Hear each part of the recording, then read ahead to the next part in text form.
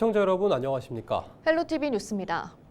보육원에서 자란 한 청년이 숨지자 친구들이 장례를 치렀지만 고인은 무연고 사망자로 분류되면서 제대로 된 추모조차 어렵게 됐다는 사연 전해드렸는데요. 사망자의 친구나 지인도 연고자로 인정받을 수 있는 법적 근거가 마련돼 있었습니다. 손성혜 기자입니다. 자립준비 청년 진희 씨가 세상을 떠난 건 지난 4월 말. 고인에게는 보육원에서 함께 자란 친구들이 있었습니다. 친구들은 십시일반 돈을 모아 진희 씨의 장례를 치렀습니다. 진희 씨의 마지막 길이 외롭지 않게 지켜주고 싶었습니다. 하지만 고인은 무연고 사망자로 분류됐습니다. 동기들이 모여서 공동 상주로 아이의 장례를 치르고 그다음에 이제 뭐 납골함도 사고 다 모든 과정을 거쳤는데 맨 마지막에 이제 납골당으로 안치하는 과정에서 무연고장 처리가 되다 보니 사설 납골당으로 갈 수도 없고 정해져 있는 이제 시립 추모공원 안에 무연고 납골당에다가 아이를 안치를 해야 된다, 친구를 안치를 해야 된다는 걸 알게 됐고 그렇게 안치할 경우는 5년 동안 친구를 볼 수 없다. 현행 장사법에는 직계 혈족뿐만 아니라 시신이나 유골을 사실상 관리하는 자도 연고자에 포함된다고 명시되어 있습니다. 친구분들이 장례 비용을 다 돈 들여가지고 했다고 했잖아요. 만약에 서울시였으면 이분들이 암흑에 따른 연고자로 인정받아서 연고자로서 장례를 다 했을 거예요. 연고자로 장례를 다 했기 때문에 고인은 무연고 사망자가 되지도 않을 거고 이후에 유골의 봉안이나 그 향후 거치 같은 것들도 연고자분들이 정할 수 있죠. 친구나 지인도 장례를 주관하고 경우에 따라서 봉안 방식도 선택할 수 있는 겁니다. 현재 고인이 18살까지 살았던 보육원 측은 해당 지자체에 연고자 인정을 요청한 상태입니다. 가족과 연이 끊겨 보육원에서 자란 자립준비 청년이 사망한 경우 시설의 장을 연고자로 인정해야 한다는 목소리가 나옵니다. 사목이 저는 사망하기 전에라고 해석하는 것을 과거 성장했던 경험까지도 다 포괄해야 되는 것이 아닐까라고 생각을 하는데 이게 해석하는 사람마다 달리 해석을 하는 것 같아요. 시설로 이게 줄이 닿아서 이렇게 연결이 된다면 시설에서 그 친구가 가는 길을 잘 마무리할 수 있도록 할 수 있는 것들을 좀 열어주면 가는 친구들도 덜 외롭고 보내는 친구들도 마음이 좀 낫지 않을까 그런 생각이 좀 있어요. 고인에게는 가족 대신 공동체 생활을 함께한 이들이 있었지만 죽음 이후 그 관계마저 끊어진 상황입니다. 이 친구는 혼자 있어야 되는 거잖아요. 무연고실에 아무런 이름 없이. 사망자의 최소한의 존엄성을 지켜주고 남아있는 이들이 고인을 애도할 수 있도록 제도적 여건 마련에 대한 고민이 필요해 보입니다. 헬로티비 뉴스 손성입니다. 양천구가 다양한 금연 지원 서비스를 통해 흡연율을 낮추고 있습니다. 양천구는 흡연자를 대상으로 금연 상담, 교육과 개인별 행동요법, 금연 치료제 처방 등 3단계로 구성된 프로그램을 지원하고 있습니다. 지난 1년간 금연 프로그램에 1,200여 명이 등록했고 이 가운데 41%가 금연에 성공했습니다. 또 찾아가는 이동 금연 클리닉을 통해 203명에게 금연 지원 서비스를 제공하고 이 중 18.2%인 37명이 금연에 성공했습니다.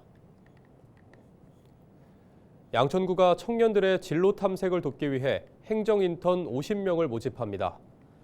모집 대상은 대학생이거나 19세 이상, 29세 이하 미취업 청년입니다. 모집 분야는 민원응대와 기관 업무 보조 등 특화 분야 20명과 행정과 복지, 학습 멘토 등 일반 분야 30명입니다.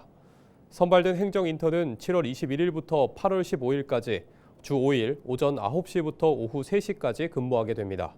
지원 희망자는 오는 27일까지 구청 홈페이지에 온라인으로 접수하면 됩니다. 지난 9월부터 국내에서는 처음으로 심야 자율주행 택시를 시범 운영하고 있는 서울시가 운행 지역을 확대합니다. 서울시는 현재 태해난로와 영동대로 등 일부 강남 지역에서 운행하던 심야 자율주행 택시를 압구정과 신사 논현과 청담역으로 범위를 확대한다고 밝혔습니다. 심야 자율주행 택시는 현재 평일 밤 11시부터 다음날 새벽 5시까지 모두 석 대가 운영 중이며 시범 운영 기간 요금은 무료입니다. 지난해 9월 운행을 시작한 심야 자율주행 택시는 4차로 이상 도로에서는 자율주행하고 주택가 이면도로와 어린이 보호구역에서는 안전을 위해 운전자가 운행합니다. 케이블 TV 공동기획 우리 동네 영웅 시간입니다. 여러분은 4분의 기적이란 말을 들어보셨을까요? 바로 CPR로 불리는 심폐소생술을 말하는데요. 전 국민을 대상으로 심폐소생술 등 구조 구급 교육을 수십 년간 해오고 있는 사람이 있습니다.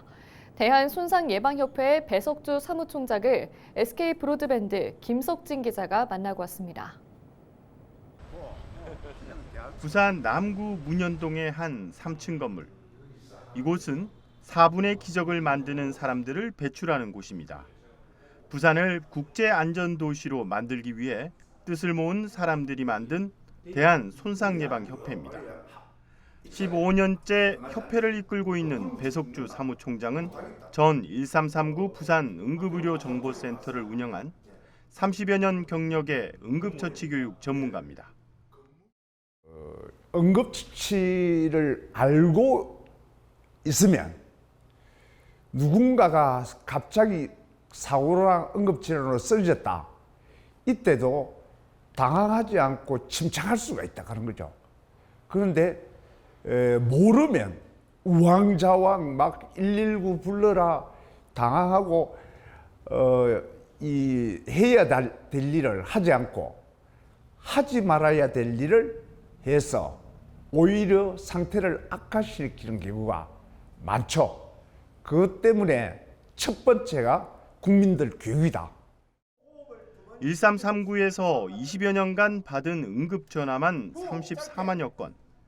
이후 협회에서 배출한 교육생은 약 100만 명에 달합니다. 부산 시민 3명 중 1명이 교육을 받은 셈입니다. 교육 효과는 현장에서 바로 나타나기도 합니다. 서구의 모 중학교 제가 선생님들 교육을 나갔는데 교육을 마치고 나서 이제 나오는데 그때 체육 선생님이 좀 일찍 나왔어요. 운동장에서 2학년들이 야구 게임을 하다가 포수를 맡은 애가 자기 보호장구 마스크를 착용을 안 하고 포수를 했는데 힘차게 들어오는 야구공에 탁 치는데 이게 빗 맞아 버렸어요. 그래가지고 가슴을 정통으로 때려버렸죠. 윽 하면서 벤치로 올라가가지고 이 의식을 잃었는데 그때 마침 교육을 마치고 나오시던 체육 선생님이 그걸 맞는 것도 봤고 쓰러지는 것도 봤어요. 바로 달려가 갖고 방금 배웠죠. 싱싱한 상태죠.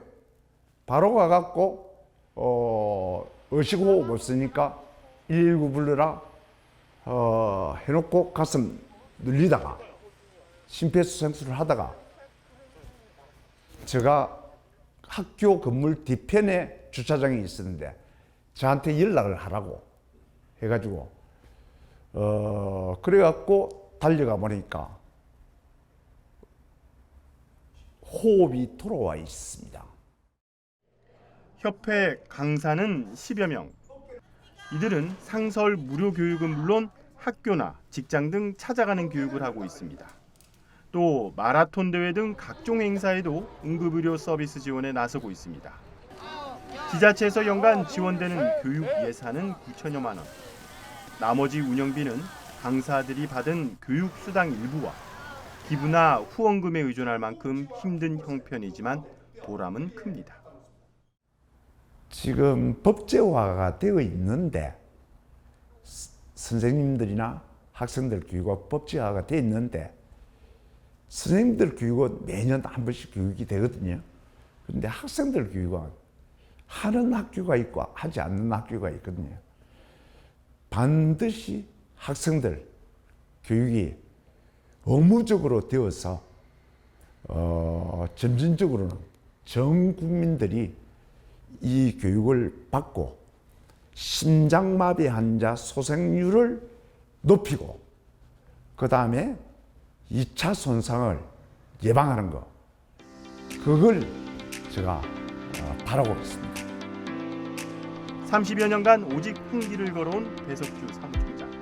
그와 함께 협회를 이끄는 강사와 후원자들의 바람대로 전 국민이 소중한 생명을 지킬 수 있는 그날이 오길 기대해봅니다. BTV 뉴스 김석진입니다.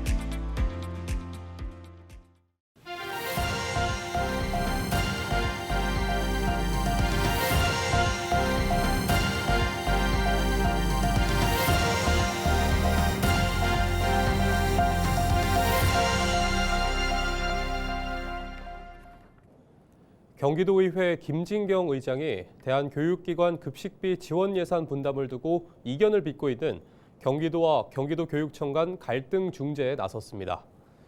예산 분담 주체를 두고 양 기관의 갈등이 거듭되면서 올 하반기 김 의장은 16일 의장 접견실에서 장한별 교육행정위원회 부위원장, 허승범 경기도 기획조정실장, 김영진 경기도교육청 기획조정실장, 양 기관 소관부서 담당자들과 함께 대한교육기관 급식예산 분담 관련 정담회를 가졌습니다. 이 자리에서는 대한교육기관 급식비 지원 예산 분담을 둘러싼 두 기관의 법적, 재정적 쟁점 사항을 공유하고 예산 분담에 대한 현실적 대안이 집중적으로 논의됐습니다. 김 의장은 아이들 식사가 책임 공방의 희생양이 되지 않도록 도와 도교육청이 책임 있는 협의와 결단에 나서 조속히 해법을 마련할 수 있기를 바란다고 강조했습니다. 서울 민간 아파트 신규 분양 가격이 1년 전보다 18% 이상 상승한 것으로 나타났습니다. 주택도시보증공사가 조사한 민간 아파트 분양가 동향을 보면 지난 5월까지 1년 동안 서울에서 분양한 아파트의 3.3제곱미터당 평균 가격이 4,360만 원을 기록한 것으로 나타났습니다. 이는 1년 전보다 18.05% 상승한 건데요. 같은 기간 10.85%가 상승한 수도권, 3.18%가 상승한 전국 상황과 큰 차이를 보였습니다. 지난 5월까지 1년 동안 전국 민간 분양 아파트의 3.3제곱미터당 평균 가격은 1,897만 원이었고 수도권은 2,873만 원이었습니다. 인천시가 지역사랑 상품권인 인천이읍의 캐시백 비율을 상향 조정할 것으로 전망되고 있습니다. 현재 시는 연매출 3억 원 이하 가맹점에서는 결제액의 10%, 3억 원 초과해서 30억 원 이하 가맹점에서는 5%를 환급하고 있습니다.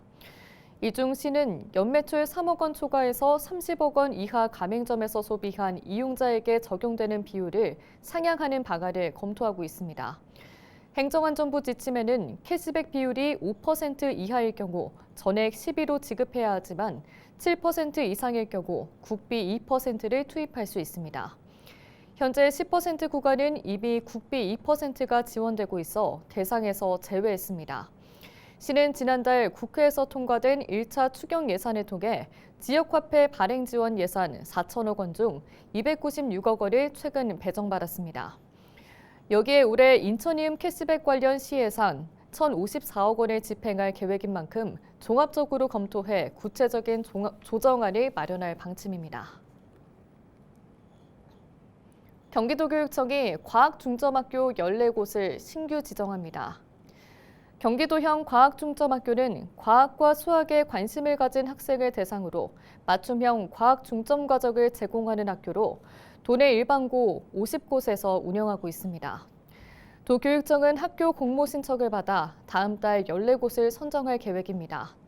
과학중점학교로 선정된 학교는 3년 동안 도교육청 지원을 받아 과학과 수학, 정보 교과 이수를 강화하고 연간 30시간 이상의 체험학습 프로그램을 운영하게 됩니다.